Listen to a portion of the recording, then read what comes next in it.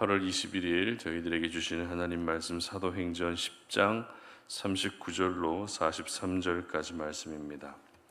우리는 유대인의 땅과 예루살렘에서 그가 행하신 모든 일의 증인이라. 그를 그들이 나무에 달아 죽였으나 하나님이 사흘 만에 다시 살리사 나타내시되 모든 백성에게 하신 것이 아니요 오직 미리 택하신 증인 곧 죽은 자 가운데서 부활하신 후 그를 모시고 음식을 먹은 우리에게 하신 것이라. 우리에게 명하사 백성에게 전도하되 하나님이 살아있는 자와 죽은 자의 재판장으로 정하신 자가 곧 이 사람인 것을 증언하게 하셨고 그에 대하여 모든 선지자도 증언하되 그를 믿는 사람들이 다 그의 이름을 힘입어 죄사함을 받는다 하였느니라. 아멘. 죄인에서 증인으로 라는 제목으로 오늘 아침 말씀 전합니다. 신앙생활에서 중요한 포인트 두 가지가 있습니다. 첫 번째는 하나님이 누구신지, 하나님이 어떤 분이신지를 아는 것이고, 두 번째는 자기 자신이 누구인지를 아는 것입니다. 아무리 하나님이 어떤 분이신지를 알아도 내가 어떤 사람인지, 자기 자신이 누구인지 모르면 믿음을 갖기가 어렵습니다. 반대로 자기 자신에 대해서 잘 안다 해도 정작 하나님이 어떤 분이신지를 모르게 되면 역시 믿음을 갖기가 어려워집니다. 그렇다면 하나님은 어떤 분이시고 또 우리 자신은 어떤 사람일까요? 성경에 기록된 대로 말씀드린다면 우리 하나님은 창조주이시고 구원자가 되십니다. 그리고 우리는 죄인입니다. 그러니까 내가 죄인이라는 사실을 잘 알고 있는 사람이 창조주이시고 구원자가 되시는 하나님을 신실하게 믿고 의지할 수 있는 것입니다. 오늘 본문은 어제 이어서 고넬료의 집으로 간 베드로가 설교한 내용을 기록하고 있습니다. 오늘 베드로의 설교를 잘 보게 되면 하나님이 어떤 분이시고 또 우리는 어떤 사람인지를 잘 기록하고 있습니다. 먼저 40절 말씀 함께 읽어봅니다. 하나님이 사흘 만에 다시 살리사 나타내시되. 아멘. 하나님이 어떤 분이십니까?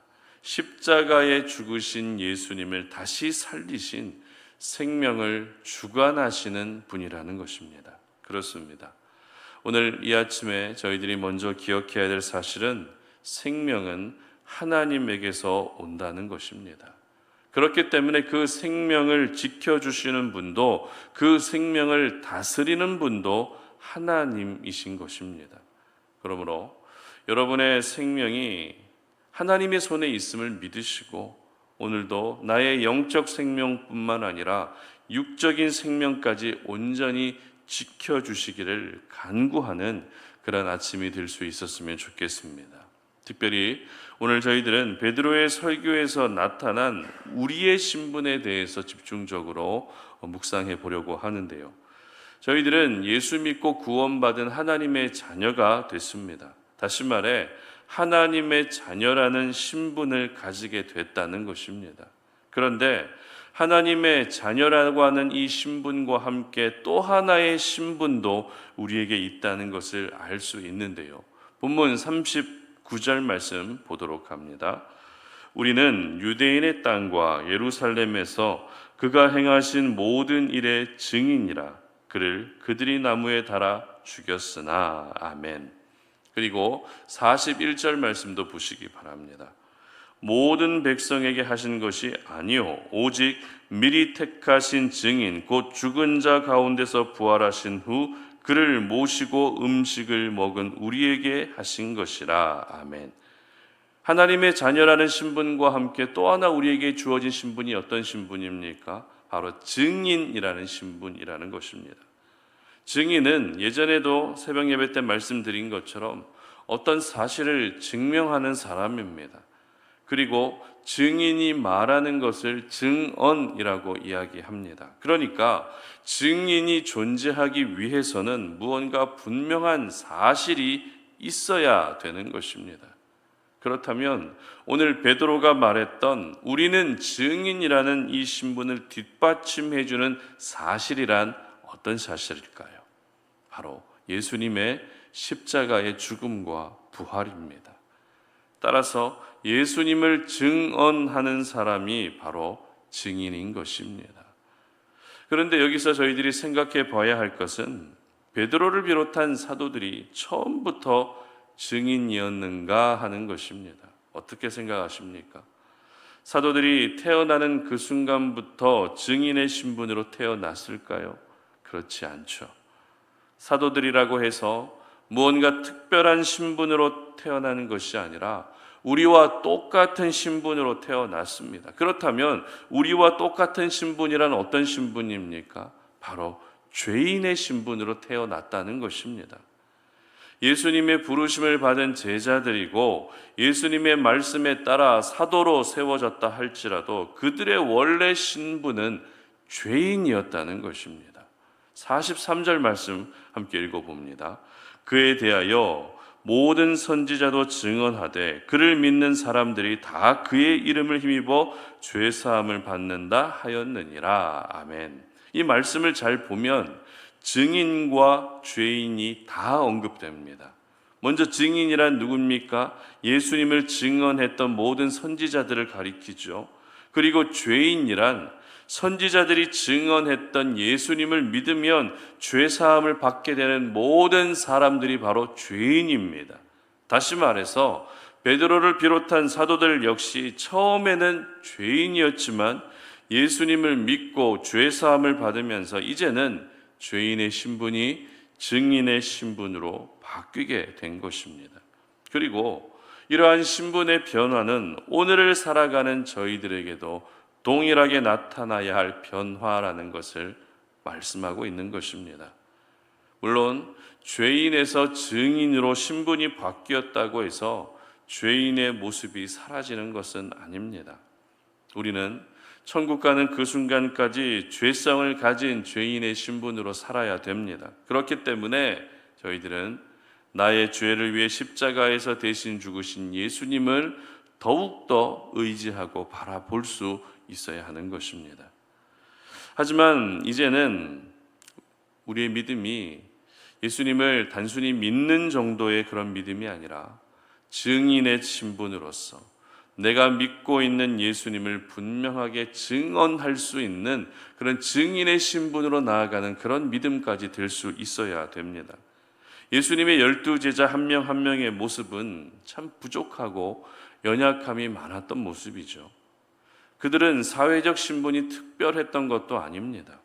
자라온 배경이 남들보다 더 훌륭했던 것도 아닙니다. 그렇다고 더 많이 배우지도 않았습니다. 만약 이러한 사회적 신분이라든지 자라온 배경이라든지 지식이 예수님의 제자가 되는 기준이었다면 바리새인과 같은 종교 지도자들이 오히려 예수님의 제자로 부르심을 받는 것이 더 마땅할 것입니다.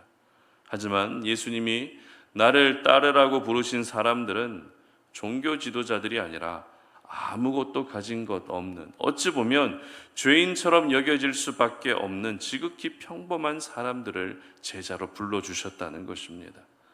그러나 그렇게 죄인처럼 여겨지던 제자들이 어떻습니까? 이제는 증인으로 살게 된 것입니다. 부활하신 예수님을 만나고 났더니 그래, 이제 내가 살아야 할 삶은 바로 예수님을 증언하는 증인의 삶이구나 하는 것을 깨달았던 것입니다. 그리고 예수님 역시 부활하시고 나서 제자들에게 어떻게 말씀하시는가 하면 42절 말씀 함께 읽어봅니다. 우리에게 명하사 백성에게 전도하되 하나님이 살아있는 자와 죽은 자의 재판장으로 정하신 자가 곧 이 사람인 것을 증언하게 하셨고 아멘.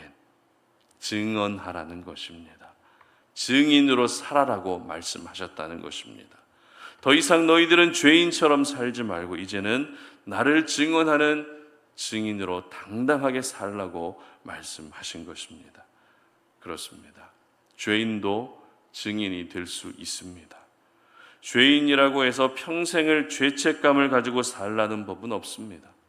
내가 죄인이기 때문에 오히려 증인으로 살 수 있는 것입니다. 왜냐하면 죄인은 예수님의 보혈로 죄사함을 받았기 때문입니다. 이렇게 놀라운 은혜를 경험한 사람으로서 어떻게 죄인으로만 계속해서 머물러 있겠습니까? 절대 그럴 수 없습니다. 부활하신 예수님께서 제자들에게 나를 증언하는 증인으로 살라고 말씀하셨던 것처럼 오늘을 살아가는 저희들에게도 나를 증언하는 증인으로 살라고 말씀하고 계시는 것입니다. 그러므로 이제는 여러분의 신분이 죄인에서 증인으로 바뀌었다는 것을 오늘 이 아침에 반드시 기억하시기를 바랍니다. 예수 믿고 구원받은 하나님의 자녀가 된 이상 이제는 하나님의 자녀라는 신분과 함께 증인의 신분을 함께 가지고 있는 것이 바로 저희들인 것입니다. 사람은 누구나 자신의 현재 신분이 지금의 삶에 직접적인 영향을 미치게 되어 있습니다. 그렇기 때문에 내가 죄인으로만 머물러 있게 되면 죄와 계속 가까워질 수밖에 없습니다. 그러나 증인으로 살아가게 되면 내가 증언해야 될 예수님과 더욱 가까워지게 되는 것입니다. 신앙생활하면서 예수님과 가까워질 수 있는 방법은 참 많습니다. 기도하고 말씀을 묵상하면서도 예수님과 가까워질 수 있습니다. 그러나 오늘 이 하루만큼은 내가 증인의 삶을 삶으로써 예수님과 더욱 가까워지는 그런 하루가 되셨으면 좋겠습니다. 여러분의 입술에서도 예수님에 대한 이야기가 흘러나오게 하시고 여러분의 삶에서도 예수님의 모습이 보여질 수 있게 하시기를 바랍니다. 증언하지 않는 증인은 더 이상 증인이라 말할 수 없습니다. 증언해야 증인의 신분이 성립되는 것입니다. 그러므로 여러분의 사랑하는 가족들에게도 예수님을 증언하시고 직장에서 일을 하실 때에도 예수님을 증언하는 그런 하루가 되셨으면 좋겠습니다. 마지막으로 예레미야 20장 9절 제가 읽어드립니다. 내가 다시는 여호와를 선포하지 아니하며 그의 이름으로 말하지 아니하리라 하면 나의 마음이 불붙는 것 같아서 골수에 사무치니 답답하여 견딜 수 없나이다. 아멘. 그렇습니다. 전하지 않고 증언하지 않으면 마음이 불붙는 것 같이 답답하다고 고백했던 예레미야의 고백이 바로 여러분의 고백이 되게 하시기를 바랍니다. 그래서 여러분 모두가 마지막까지 죄인으로 기억되는 것이 아니라 예수님을 증언한 증인으로 기억되는 그런 소중한 하루가 되시기를 주님의 이름으로 축복합니다. 함께 기도하겠습니다. 하나님 아버지 감사합니다. 오늘도 우리가 주님 앞에 나와 하나님의 말씀을 들으며 그 말씀을 통해서 우리에게 주시는 생명의 말씀의 은혜를 깨닫습니다. 우리의 신분이 죄인에서 증인으로 바뀌었다는 것을 오늘 이 시간에 말씀하여 주셨사오니 내가 더 이상 죄인의 모습으로 머물러 있지 않게 하시고 이제는 예수님을 증언하는 예수님의 향기를 나타내 보일 수 있는 증인의 삶을 살아갈 수 있도록 도와주시옵소서. 그래서 우리 모든 성도님들이 정말 하나님이 보시기에 기뻐하실 뿐만 아니라 하나님 나라의 영원히 기억되는 참된 증인으로 살아갈 수 있도록 도와주시옵소서. 감사드리며 예수님의 이름으로 기도드립니다. 아멘.